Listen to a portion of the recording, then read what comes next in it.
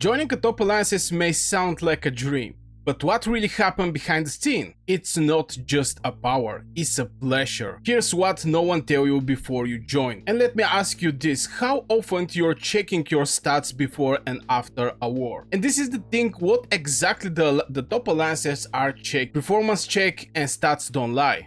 And this is every time you enter in a fight, this is the moment where the alliance is actually checking your performance. You can have a farm and actually kill the farm and get some extra merits, but the real merits and the real stats that your alliance is checking is when the gate open and you have an enemy to fight, when you're defend specific zone or specific choke point, everything related when you're fighting against enemy. We was having glory points back in the days, that was giving a great suggestion that this player is performing good, because glory points is only when you're killing enemy troops that are from different continent or different zone. And I'm telling this just because to be sure people are exactly know how they're actually track it. Of course, most of the officers are showing how they're going to track the people, but like 99% from the time, the real checking or the performance is checked when there is some fights. Nobody care how many merits you farm with your farms or you merit straight with somebody else. When it's war, the performance are checked right there. And I have a question for you. Have you ever worried you're going to get kicked from alliance just because you're thinking your performance are low, based on the stats you're having this season? But it's not about only for performance, it's also about how much you can actually lose. And here is the reality check. If you don't have farm, you're already behind. Resource wars, farms or fail. In top alliances, wars are extremely expensive and most of the times end up who is going to spend more resources at the end of the day. Especially if the two alliances are so close by power, is going to be who is going to have more resources, who is going to maybe buy more bundles with some resources inside, who is going to heal more troops with resources. And from there come the thing with the farms. Having a farm is going to provide you with more resources so you can continue fighting, but everything down to limitation of the mana. You can only farm mana with your main account, and farms cannot help you that much in this direction, but it can provide you with more resources that you can actually sell for gems, and with these gems you can buy more mana. But pro players are farming mana with their main accounts, and the farms is giving the wood, the ore and the gold. So at the end of the day, if the power is not that huge, difference is going to be who is willing to spend more resources. And if you have ever felt pressure of choosing between farming and fighting,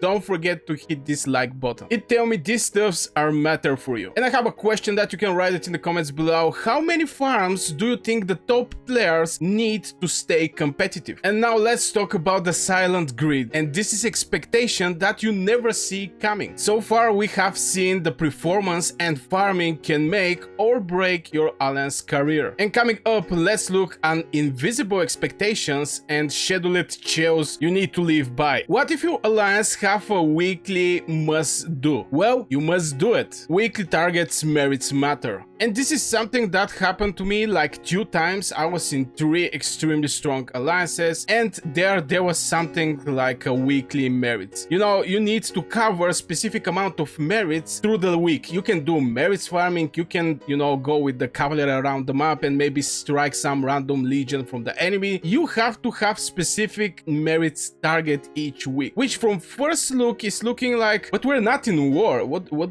do you mean we have to have like a weekly target? And mostly these targets are make it because most of the people don't have enough merits to empty the weekly shop 2 times and the daily. If you refresh the daily or the 100 gems, even though I personally think that refreshing the daily shop or 100 gems is not even giving the value for 100 gems from what there is going to be there, but still you have to empty your merit shop. So the top alliances are putting this merit target. You have to have specific amount of merits per week. Like this, they're going to be sure that at least you're empty your weekly shop, which is the most important one. Definitely refresh your weekly shop. You're going to get decent amount of elixirs, pet skills and all these things, and daily shop. Back in the days also the behemoths was something extremely important, you know, to perform better on the behemoths, to be in the top places by the damage, but these days it's only merits. The only thing top alliances are tracking are merits. We are OT tier 5, and those behemoths with those stacks the game present 50% more increased damage. The behemoths is just a joke, so nobody actually pay attention over the behemoths anymore, but there is a specific target most of the alliances are having on the weekly basis. And I have a question for you guys: how much merits in a single report you have achieved in one season? How much merits in one report? And what happen if you're missing a war? Well, sometimes that is the only thing take so you can go at the bench. I've had a war call at 4 a.m. in my country, and I'm dead serious about that. Set times, miss it, miss out. And for the first time I actually faced this was back in the days when there was a behemoth. From there everything started. I know I'm talking about again for the behemoths, but the moment the behemoth lair was opened, everybody jumped to kill the behemoth, and it was a competition for the frames, and the behemoth was around 4 a.m. in my country. Of course, my 4 a.m. can be like 2 p.m. afternoon for somebody else. We're from all the world we're playing this game, but the competitive alliance is going to have specific setup. This is the main reason I'm looking for Euro-based alliance or alliance with the times that actually fit my current time, because 2 a.m., 3 a.m., 4 a.m. is something that is not just working for me. I'm not going to wake up at 3 a.m. and go maybe fight or push the gate. And it didn't matter how competitive you are, this is hurting your health. So this is one of the suggestions, especially for the alliance. Even if you want to be in the top alliances, definitely look for the alliance that is going to fit perfectly with your current time zone. And what is the craziest time you have ever logging in for the alliance war or behemoth? Drop it in the comments below. And my personal question is, would you wake up at 4 a.m. for a behemoth call? But there's even more going on behind the scene, and this is documents, plans, and your role in the biggest picture. This isn't just a game, it's a shadow. You either adapt or get left behind. Next up is what happens when you're underperforming or out of sync with the team. Ever miss a decree? This may cost your spot. Read everything, knowledge is power. In top alliances, communication is a king. You're expected to follow the orders, to write the announcements in the Discord, also to check your decree, especially this one that is pinned here. Now most of them is going to be just for your information. For example, where is going to be the training buff, gathering and resource heal buff, and training buff again. Mostly is going to be training buffs and stuff like this. Also, there's going to be other decrees that is going to share with you other information for the future. But in war times or alliance mobilization, who is going to participate, routes of war, there is just so many things you have to read and keep up with the information on the daily basis, especially in the hard times in the KVK. So it's not just this decrease, it's also in the Discord. You may actually get personal ping if somebody rally you. You know, these types actually care, so people can be informed what is going to happen next, and they may even save your castle from a rally. If you get a personal ping, most likely somebody is making rally in your direction, so you better log in the game and,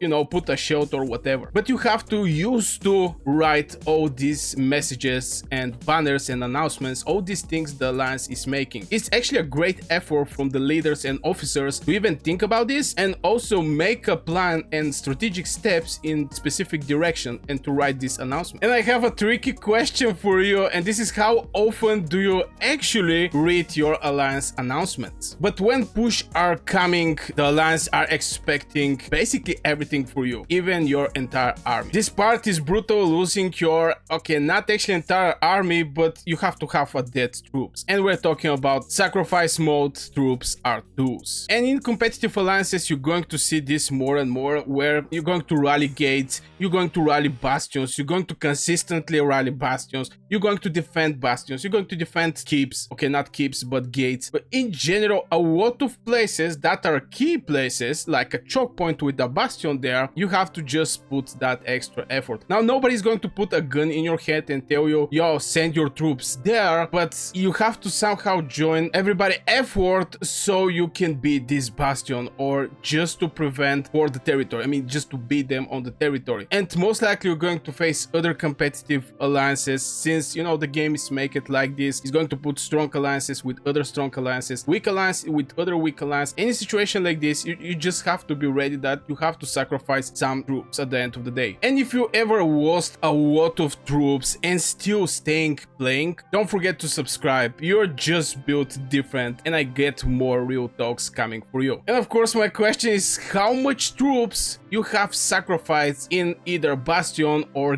gate fight? Let me know in the comments below. And here comes now is the dangerous part, and this is what happens when you're underperforming or the alliance just don't want to play with you anymore. From reading every message to risking your own troops, this is the life of the top tier warriors. Now let's talk about the real risk of underperforming in the high stakes alliance. And there is no room from the dead weight. Underperform, get replaced. Back in the days when somebody was actually underperforming, we was doing a rally of these people. I think everybody, all the alliances back in the days is guilty over this, just, you know, somehow to force the person to leave the kingdom. But the migrational pyramid system hit and it became extremely hard somebody to migrate out. And this make the things with the alliance pretty difficult. I think right now the alliance actually learn is the best way to do that or to rebuild your alliance, if you have like 40% or 50% death weight, is just to migrate in the new kingdom. But back in the days there was a tons of rally. I didn't actually understand why the people was doing that. You're losing troops against a person that may actually help you in the next KVK. Like this, you make him your enemy, he's going to kill your gathering heroes and etc. It was difficult times, but I think right now people actually understand they're going to get a notice peacefully to leave the kingdom. And from there the paths are different. Is the person going to leave? If they're going to give him like 2 weeks to farm some migrational permits, because this thing you can get just one per week, and strongly depend on the approach of the officers over this specific player that is underperforming, or they just don't want to play anymore, or they just casually walking in and just training troops and sending their gathering heroes. Like 99% from the time the alliance are not keeping them. The only ways or the only difference is if the underperformer are close to the leadership. I see a couple of cases like this, but most of the times the person is just asked to leave the kingdom. And by knowing that, would you risk losing your spot in your current alliance to go for the top alliances? And let's take a look over the leadership side. The pressure there is even worse. Being an officer, this is a full-time job. The leadership pressure cooker. And as a former officers, I was in season 1, the first and the last time officer. I was in one alliance that was not one of the top alliances, since we didn't have any tier 5 people, but we fight against tier 5 people and we win the season and we secure the dragon. So this is something like a second job, and I didn't even put like half of the effort top alliances are putting in their KVK, because we're talking about top alliances in Call of Dragons. There is a lot of announcements, there is a lot of strategy, there is officers for the buildings, where is going to be the next flag put it, where is most likely is going to be the war. There is war chief, there is diplomacy, human resources. It's like a huge company. It's like a huge company. Even people for the villages. No joke, even for the villages. Who is going to take the village and who is not. And those people have to check it out who is actually in this village. And are they have the permission to have this village. Especially the elixir production villages.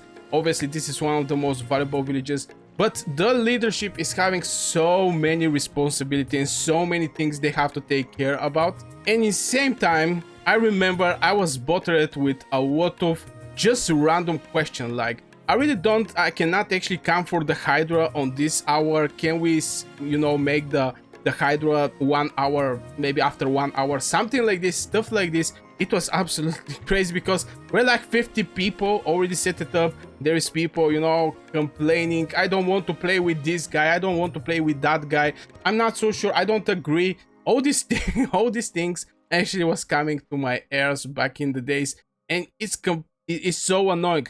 So if some leadership, it can be rank 5 and also rank 4, build an alliance that is top competitive alliance in Call of Dragons, definitely they can actually ask from the players the specific performance that they think this alliance desire, because not all alliances is going to be a top alliances and etc. You just get the idea. Those people are putting huge effort, so it's normally in top alliances to have a rules, and these rules to be sometime very hard one. And don't forget, you can join my Discord, there is a link in the description, and get fast access to me or other people that can help you with your question, and also joining our growing community. And have you ever tried to be an officer? And if you was an officer, what was the hardest part. But there is the biggest question, should it be really like this? So it's not just hard on the players, it's even harder on the leaders trying to hold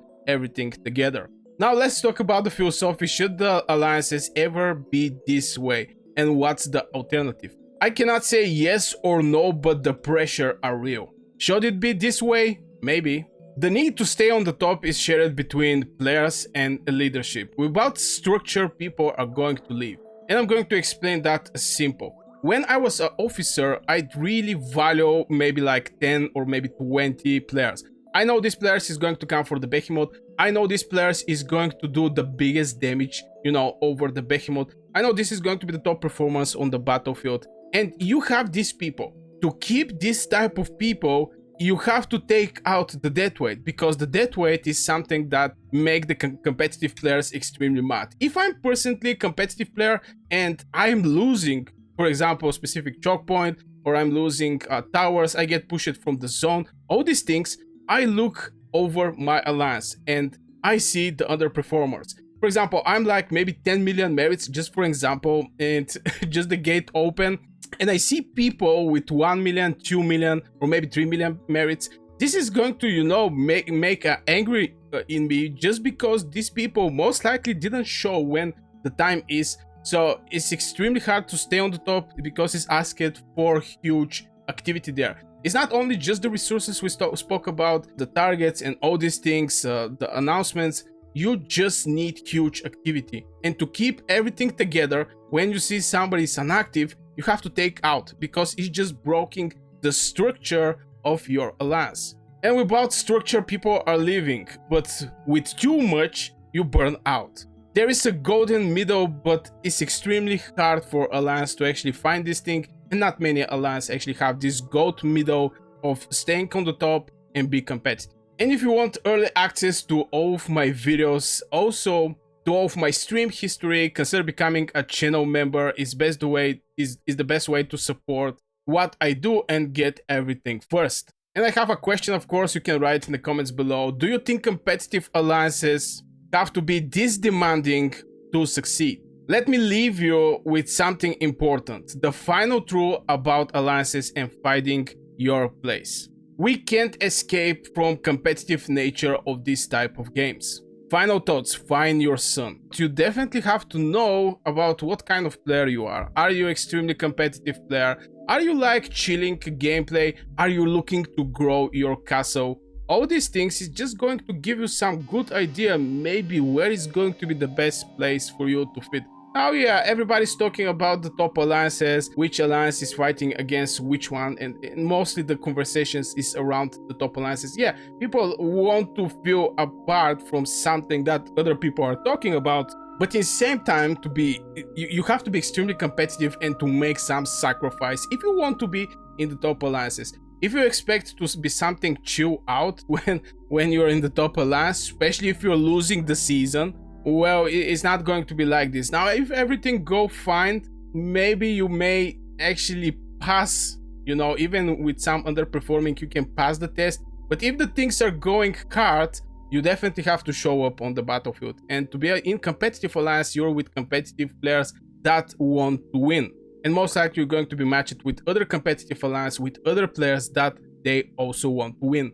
So at the end of the day, you just have to think twice. I want to be in these top alliances by having an idea what is there from me, that I was basically in the 3 top alliances in this game. So what kind of alliance are you really looking for? Casual, competitive? Drop your top thoughts below. So I really hope you guys enjoyed this video. Don't forget to hit one like, subscribe, become a member for early access, and also getting full stream history. And you're going to support the channel. Don't forget to have a great day, and see you in the next video.